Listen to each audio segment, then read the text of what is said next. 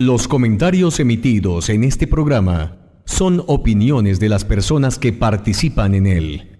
Dichas opiniones no representan la posición de emisora Reina de Colombia 870 AM, por lo cual su interpretación es subjetiva de los oyentes del programa. Recomendamos escucharlo en compañía de un adulto. Es hora de acercarse al acontecer local del occidente de Boyacá. Comienza Santa Rosa al aire. Escucha las historias de nuestros agricultores y líderes comunitarios. Conéctate con tu comunidad y descubre cómo juntos podemos construir un futuro mejor. Conoce cómo nuestros proyectos de responsabilidad social están transformando la comunidad. Esto en Santa Rosa al aire, de la mano de la comunidad. ¡Bienvenidos!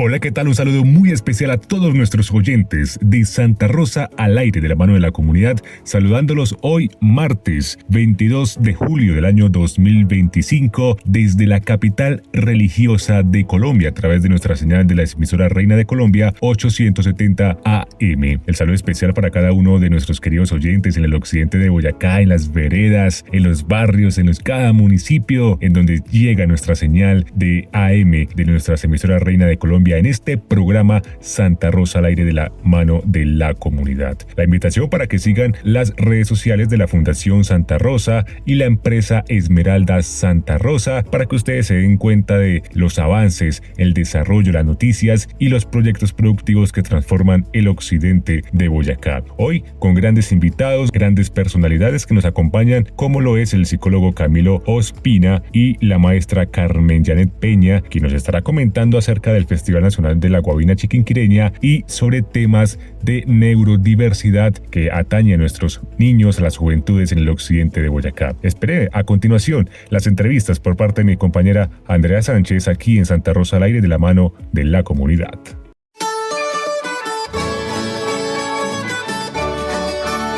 La música y la cultura del occidente de Boyacá son protagonistas en escena.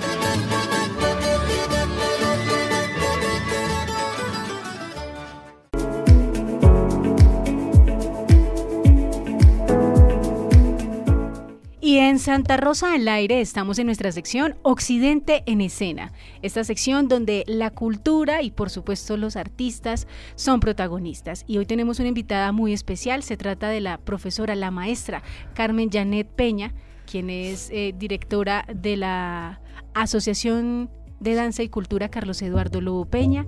Ellos son los organizadores del Festival Nacional de la Guavina Chiquinquireña, que este año llega a su 32ª versión. Profe Carmen Janet, bienvenida a los micrófonos de Santa Rosa al aire. Muchas gracias por esta invitación y por brindarnos este espacio a la cultura de Chiquinquirá y de la provincia de Occidente y de Boyacá.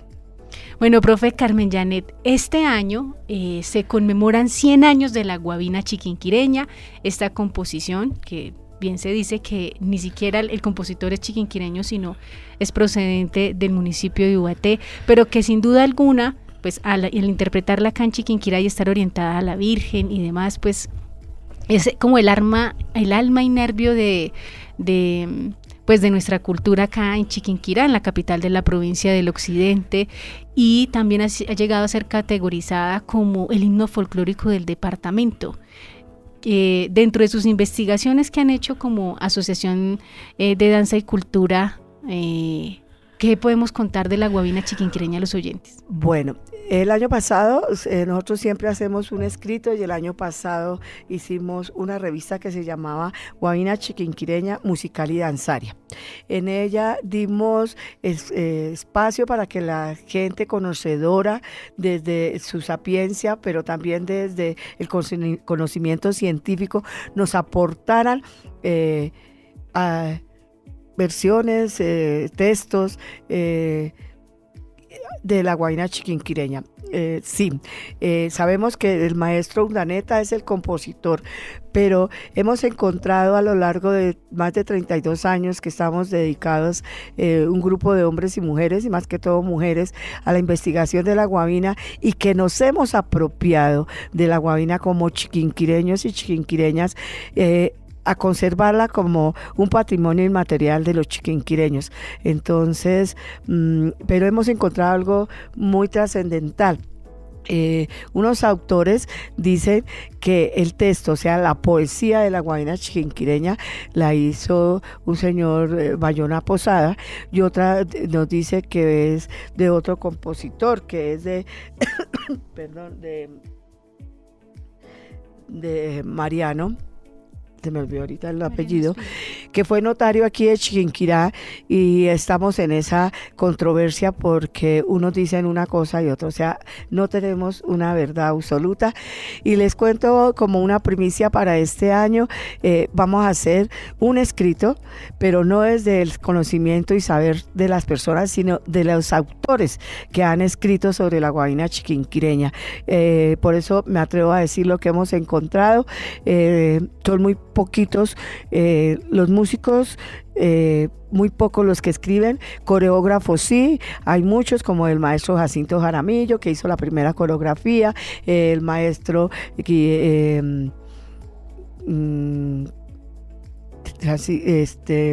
me olvidó el nombre ahorita, Alberto Londoño, y muchos autores que desde la parte coreógrafa escriben sobre la guavina, pero los hemos dado cuenta que ha sido como una repetición, o sea, uno escribió y el otro transcribió y el otro, y hemos encontrado pero lo vamos a hacer. Se llama Compendio de la Guavina Chiquinquireña en sus 100 años. Eso es del libro. Invitamos, no hemos mirado hasta cuándo vamos a hacer el lanzamiento de este libro, pero es una primicia, no lo había querido decir porque no se encuentra casi cosas, entonces hasta que no tuviéramos autores o algo. Le cuento aquí a modo de esto, va uno a las bibliotecas y no encuentra nada, encuentra musicalmente. O sea, la guavina tiene más de 100 versiones de la guavina, y en las bibliotecas y hemerotecas y encuentra uno eso, pero un escrito tal, muy poco. Le cuento, tengo yo más libros que una biblioteca. Yo tengo 12 libros que me hablan de la guavina chiquinquireña. Entonces, de ahí sale la idea de escribir para que los jóvenes y nosotros miremos y nos sigamos apropiando de la guavina chiquinquireña. Entonces, en eso hemos ganado territorio porque son 32 años de trabajo, y se apropia la gente en la medida en que asiste al festival, en que ya son protagonistas, así sean espectadores, pero saben más tal vez que uno de la guavina. Y eso nos dimos cuenta el año pasado con la revista, que gente que dijo, yo quiero escribir desde lo que yo sé. Listo, de lo que usted sabe, escribamos. Y participaron. Sí. Bueno, profe Carmen Janet, ya son 32 años ininterrumpidos de trabajo de conservación del Festival Nacional de la Guavina Chiquinquireña y la Romería Folclórica, porque adicionalmente también está la Romería Folclórica.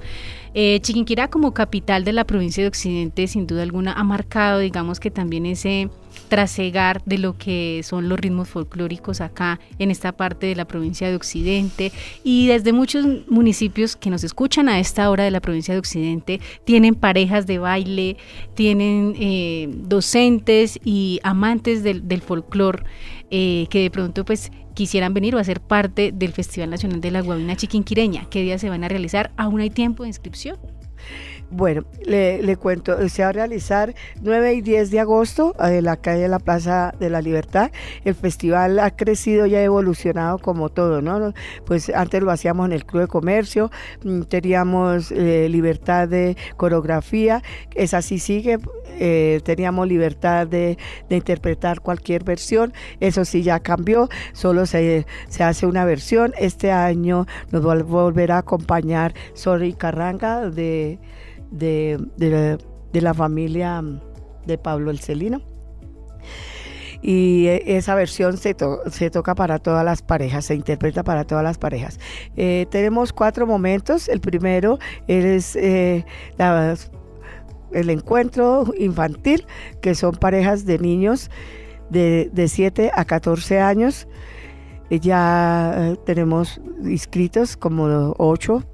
Después viene el encuentro folclórico. Ese sí solo se escogieron 8 grupos que van a hacer una muestra de 3 danzas en el SENA por grupo de la región de procedencia. Entonces ellos, y al otro día tenemos ya lo que es la romería.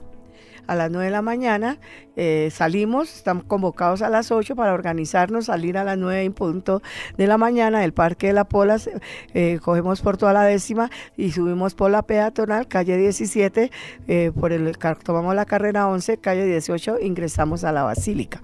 Y por la tarde ya tenemos el encuentro categoría única, mayores de 14 años. Les cuento, tenemos hasta el momento ya se cerraron las inscripciones de las romerías.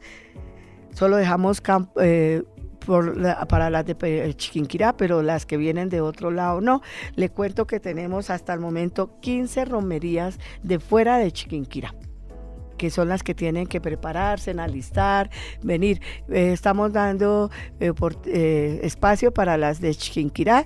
Tenemos la romería de la familia Pachón, con más de 60 integrantes. Tenemos la romería del barrio San Mateo, vecinos de la Nuestra Señora de Chiquinquirá. Se están organizando. Y de parejas tenemos hasta el momento de adultos de la categoría única, tenemos más o menos 19 parejas. Bueno, esta romería, digamos que no solamente involucra gente del departamento, sino también de todo el país que vienen a participar. ¿De qué lugares del territorio nacional están inscritos? ¿De qué lugares han participado en anteriores versiones? ¿Y qué compone esa romería folclórica? ¿Qué compone ese concurso? Bueno, esa romería, ¿por qué surge la romería en el festival? Porque cuando íbamos a danzar la guabina chiquinquireña, siempre está en la mente del coreógrafo y del bailarín que hay que hacerle, demostrarle ese amor de pareja a la Virgen. Entonces se prolongaba mucho la participación. En el segundo encuentro nos dieron como a las 5 de la mañana, porque todo el mundo hacía eso. Entonces dijimos no, saquémosla, y como en el tercer año del festival, el tercero o cuarto festival, se sacó y se hizo. Fueron muy, ¿cómo se diría? Muy elementales, muy poquitas, pero hoy tener más de 400 personas que vienen de fuera de Chiquinquirá, para nosotros es una gran alegría, porque es demostrar el amor, el fervor que se tiene a la Virgen de Chiquinquirá. Y es que la guabina siempre la tenemos que interpretar como el fervor, las gracias a la Virgen por el amor, por la pareja, por la familia. Entonces es una danza más que todo religiosa y amorosa, en el buen sentido de la palabra. ¿Qué elementos componen tradicionalmente una romería? Bueno, la romería nosotros siempre va a haber un jurado calificador, 3 personas, 2 que llevan más de 15 años formando y otra tercera que es de aquí de la comunidad dominicana. Miramos la romería como tal, el componente y lo que las personas nos quieren contar en esa romería. Si la gente que observa por la calle mira, eso es una historia contada en la romería, en la que la tradición oral está presente, en que la gastronomía está presente, la música, el atuendo, es un componente muy... O sea, uno dice romería y piensa que es solo el fervor mariano, no, eso tiene otras limitaciones muy grandes. Es el componente social, es la inclusión, es el compartir y aprender del otro sin importar la edad, sin importar si es hombre o mujer o la categoría que tengan. Entonces, se ve y otra cosa que que somos todos unos, dando gracias a la Virgen de Chiquinquirá. A partir de hace como 3 años, la ofrenda la traen ellos, la que se hace en el ofertorio aquí en la Basílica, y se pelea la gente en el buen sentido de decir yo quiero llevar la ofrenda, yo quiero llevar eso. Los lectores también son personas que vienen de otro lado, porque de todas maneras vienen a pagar una promesa. ¿Y de dónde vienen este año? Vienen de Ibagué, de Florida Blanca, de Bogotá nunca había venido casi, de Bosa, de Bucaramanga, que sí son, es un señor Antoline de Ampecajanal, que él dice que él heredó venir en romería desde sus antepasados y él lo seguirá haciendo. Entonces es toda una trayectoria y toda un bagaje histórico de él y de sus familiares y componentes, porque más que todo es familia, de Bucaramanga, de Barranca, de Bogotá, de Medellín y de Usme. De ahí vienen los de Medellín. Por primera vez han venido, y por primera vez este año se atreven, como ellos dicen, a bailar la guabina chiquinquireña en pareja. Ya escribieron 3 parejas porque dijeron ya vinimos, ya aprendimos, ahora sí vamos a interpretarla. Qué hermoso. Profe Carmen Janet, dale una invitación muy especial a todos los oyentes que a esta hora escuchan Santa Rosa al aire, para que vengan a conocer parte de nuestra cultura y por supuesto todo ese legado que ustedes han construido en torno a la guabina chiquinquireña en la romería folclórica. Sí, señora, muchas gracias. Les recuerdo 9 y 10 de agosto, el 9 a partir de las 2 de la tarde aquí en la Plaza de la Libertad de la ciudad de Chiquinquirá, y el 10 por las principales calles, y después a las 2 de la tarde en la Plaza de la Libertad. Acompáñenos en esta romería, aprendamos a aplaudir el esfuerzo de las personas, porque es que vienen en esa romería, es magnífico, porque es que vienen hasta madres gestantes, hasta el abuelo de 100 años hemos tenido, o sea, vienen de todas las edades. Entonces aplaudamos, miremos y apoyemos estas romerías, que es lo propio de nosotros, y si no nos apropiamos nosotros de lo que tenemos, nadie lo va a hacer. A esta hora, la voz del experto en Santa Rosa al aire.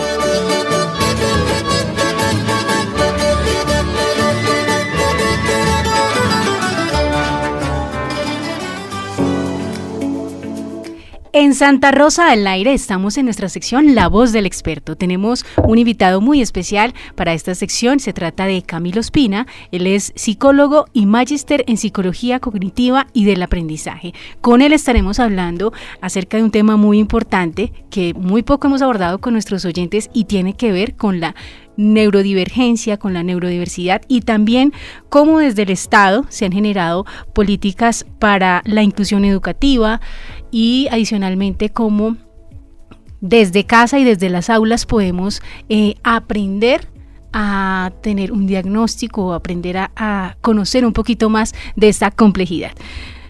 Camilo, bienvenido a los micrófonos de Santa Rosa al aire. Andrea, muchas gracias por esta invitación, muy gustoso de poder compartir contigo un poco de la experiencia para poner en contexto a la comunidad sobre todo este tema de la neurodiversidad, que hoy en día pues se habla mucho más, aunque probablemente siempre ha estado presente. Gracias por esta invitación.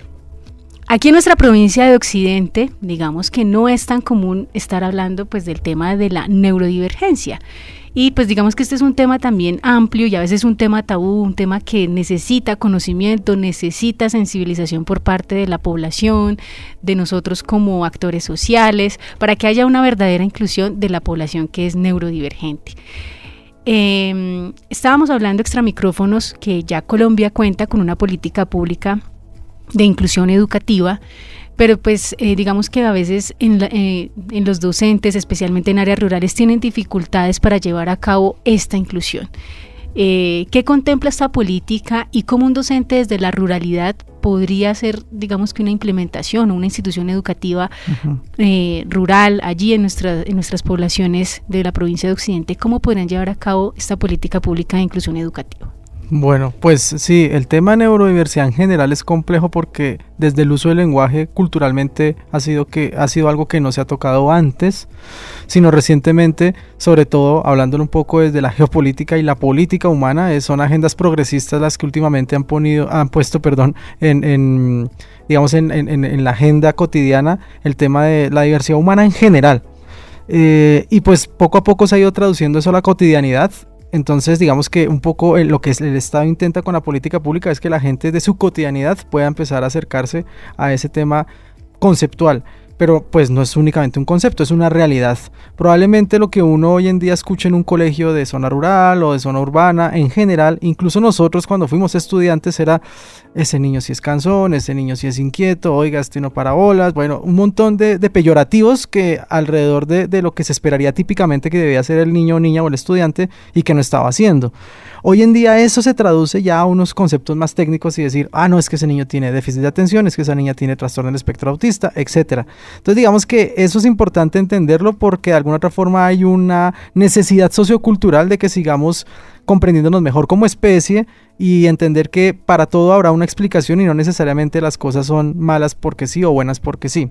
Ahora, digamos que el actuar político, en este caso del Estado colombiano, se ha tratado de organizar a partir del decreto 1421, que es un decreto que habla de la inclusión educativa, de cuáles son las mínimas actividades, las mínimas estrategias, las mínimas acciones para garantizar que un niño o una niña pueda desplegar libremente su desarrollo de la educación, digamos, aparte o al margen de que tenga una condición específica. Entonces, eso genera un reto muy grande porque las instituciones educativas, si bien están obligadas a regirse bajo esa política pública, en el día a día no es tan sencillo, porque un profesor, por ejemplo, en un área rural, tiene, no sé, 20, 30 estudiantes, todos de diferentes edades que pertenecen a diferentes grados, y él está haciéndolo todo solo o sola, entonces va a ser difícil que pueda entender por qué este niño se comporta como se comporta o le cuesta lo que le cueste. Y eso nos invita a un primer trabajo comunitario, y eso en el marco de lo que desde Santa Rosa se ha venido haciendo en estos espacios y en el quehacer de ustedes, es comunitariamente como profesores y padres de familia se tienen que unir para empezar a tomar acciones que respeten la integridad de esos niños, y en este caso, por ejemplo, podría ser el hecho de empezar a listar cuáles son los comportamientos que llaman la atención y corroborar si eso mismo que yo veo en el aula como profe pasa en la casa y viceversa. Si yo como papá y mamá lo que estoy viendo con el profe corroboro que está pasando en las clases, y eso nos va a ayudar a determinar que los comportamientos van a ser unos muy específicos y cuál es el impacto que ese comportamiento o esas particularidades del estudiante está generando en la calidad de vida de todos. Fíjate, porque un profesor con un niño que es bien inquieto, que no se quiere sentar y que está pajareando en el aula, pues es una frustración para el profe no saber qué hacer. Y lo mismo para el niño, ¿no? Que todo el tiempo le están diciendo que es que tú no puedes, que es que no estás haciendo caso, que es que tienes que comportarte de otra forma. Entonces, más allá de la política pública, sí hay un ejercicio, y yo creo que este espacio, por eso lo agradezco inmensamente, y es para hacer la invitación a la comunidad en general a que hagamos una veeduría cotidiana de las acciones incluyentes e inclusivas, porque definitivamente es algo que está permeando la sociedad paulatinamente, para darnos cuenta de que somos diferentes y necesitamos entender esa diferencia para ser más precisos en nuestros apoyos.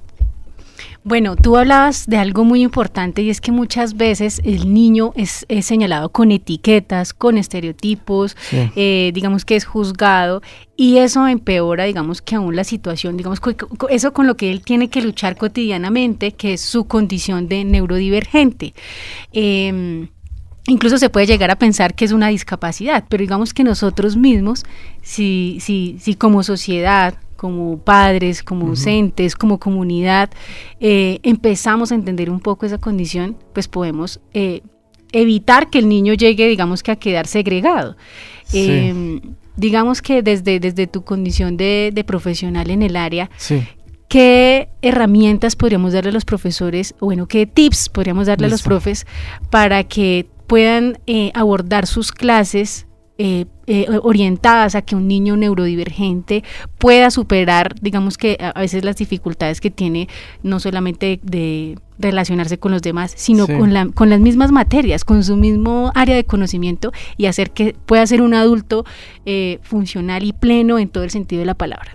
Bien, pues yo no sé si es innegable pero no inevitable que tratemos de tener ciertas actividades y acciones humanas homogenizadas.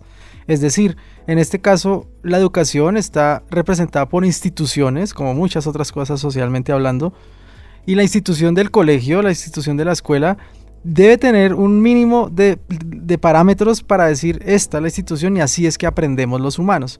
Entonces, me parece que un primer reto es sentarnos a analizar las metodologías pedagógicas que tenemos y hasta qué punto son las más adecuadas para el humano, entendiéndolo tan diverso como es.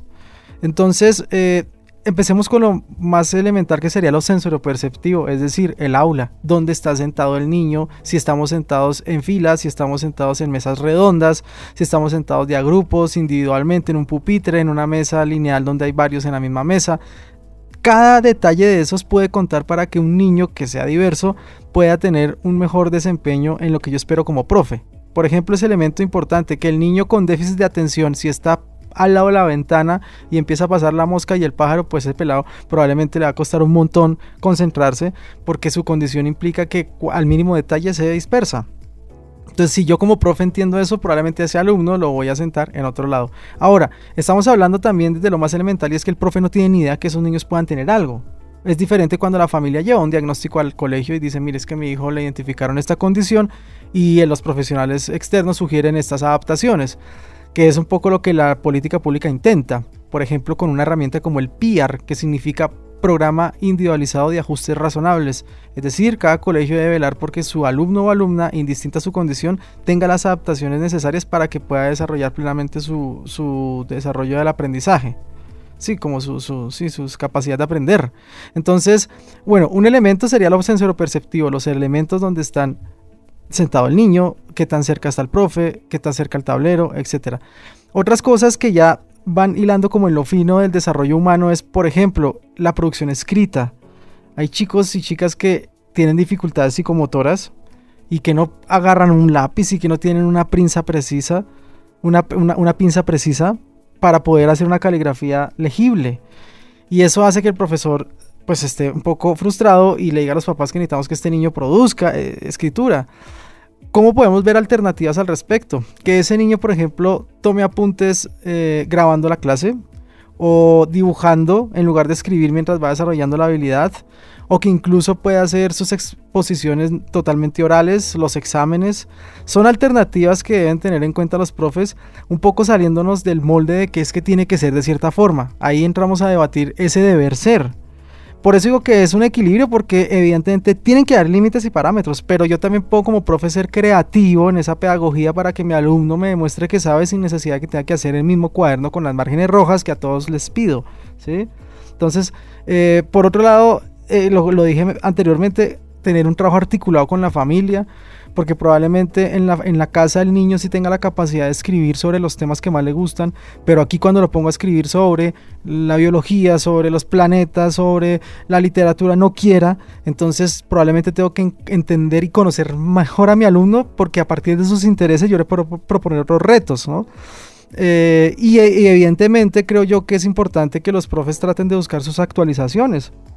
Si bien una institución educativa en cabeza de sus personas administrativas y coordinadores y demás deben velar por la actualización de su equipo, nosotros también como profesionales independientes, en este caso un profe, tiene la posibilidad de indagar y decir, como por ejemplo, escucha este programa y dice, oye, yo no sabía de esa ley, venga a ver, indago, eso está en acceso al internet para que tú descargues el decreto y empieces a empaparte un poco más del tema, porque definitivamente muchas cosas pues no nos las van a enseñar si no las indagamos con nuestras propias voluntades. Bueno, podríamos listar un montón de tips más que tienen que ver con, por ejemplo, con los dispositivos básicos de aprendizaje, es decir, la motivación, la memoria, la atención, cómo cada uno de esos dispositivos, si yo los refuerzo, el niño va a disponerse de otras formas. Entonces, bueno, inicialmente puede ser un abrebocas incluso este programa para que podamos seguir indagando el tema más con mayor profundidad y que la gente también probablemente nos haga saber. Que nos haga saber cuáles son sus inquietudes, cuáles son como sus expectativas, incluso los casos, ¿no? De pronto que puedan contarnos de casos específicos que estén llevando a cabo en sus colegios, en sus lugares, y a partir de pronto de un espacio mucho más profundo en el tema podamos dar herramientas mucho más precisas a las situaciones específicas que estén sucediendo en el occidente Boyacá. Bueno, pues Camilo, como tú dices, este es apenas un pequeño abrebocas y esperamos poder contar contigo más adelante para precisamente profundizar en, por ejemplo, cómo puedo determinar si mi hijo tiene alguna condición o es autista o tiene Asperger o tiene, por ejemplo, no sé, TDAH, otro tipo de condición dentro de ese amplio abanico de neurodiversidad, pues qué condición puede llegar a tener mi hijo y yo pues también poder apoyarlo desde casa. Gracias por estar aquí en los micrófonos de Santa Rosa al Aire. A ustedes.